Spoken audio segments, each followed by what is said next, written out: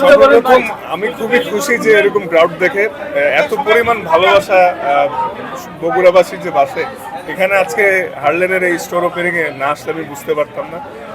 আমি মেনলি এখানে এসেছি হার্লেনের ওপেনিং এ এবং আমি একজন হার্লেনের সদস্য, তো আমার খুবই ভালো লাগছে।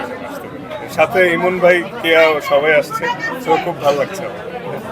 দেখেন, বিসিবি তো আমার একটা গার্জিয়ান, তারা অবশ্যই যোগাযোগ করেছে এবং যেই বিষয়টা ঘটেছে এটা আসলে একটু দুঃখজনক। আমি আসলে কখনো এক্সপেক্ট করিনি, কারণ ওরা আমার ছোটবেলার ফ্রেন্ড ছিল। বাট এই বিষয় থেকে আমার ফ্যান্স এবং আগামী জেনারেশন একটা জিনিস শিক্ষা পাবে যে আসলে বন্ধুত্ব চয়েসে কতটা কেয়ারফুল হইতে হবে।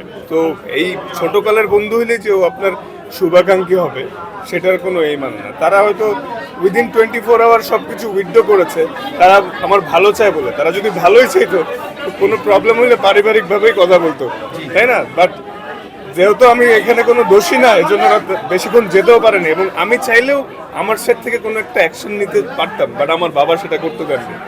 সো এই বিষয়ে আমি আর কথা বলতে চাই না, বাট সবাই দোয়া করবেন। আপকামিং এশিয়া কাপ আছে, যাতে আমি ভালো করতে পারি আর সুস্থ থাকি।